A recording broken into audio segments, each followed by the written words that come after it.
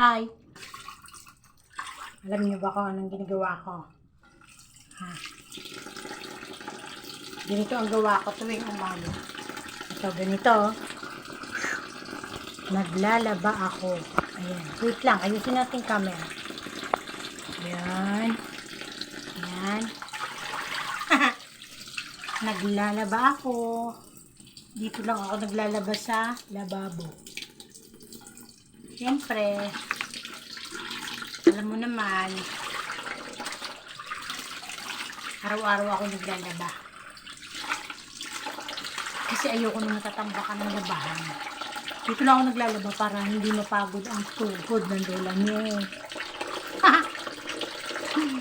Ganito, pagkaalis ng estudyante, pagkaalis ni Ayin, tapos si Yan, ako na rin naghahatid kay Yan. Eto, maglalaba naman ako. Ayan, sinasapinan ko lang siya dun. Kunti lang naman yung nilalabahan ko. Parang ayoko natatambak ng labahan para pagkatapos ko maglaba, magbibilig naman ako ng halaman. Halaman ko. Ganito lang ako. O, diba? O, diba? Ganito lang ang nanay yung maglaba. Ayoko na yung para konti-konti lang, ha?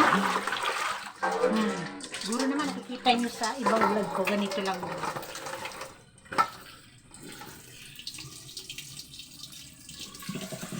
Para hindi ako natatambakan ng labahan. Alam niyo ba mga kananan?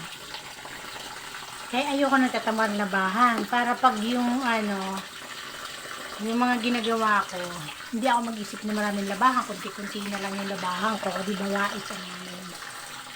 Kunti-kunti na lang, marami akong magagawa.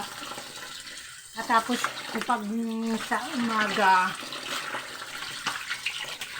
magluluto ng almusal, maghahatid ng eskwela, maliligo, maghahatid ng eskwela. Oh. Kaya, ganito, pagkatapos, maglilinis naman ako. Ayoko tatabakan labahan para pag marami akong mga labada na yung ibang malalaki. Madali ko lang siya mailaba, sa kapay ko agad. Diba? Ganyan lang. Pagkukusot, dito ko na yung kinukusot.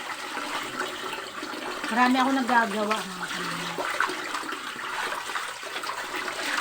Diba? Ay, hinalang natin yung grito pala. Para matipid. Diba? Babanlaw na ako. Wait lang, ha? Magbabanlaw muna ako. Magdadawin muna ang lola nyo. Bye-bye!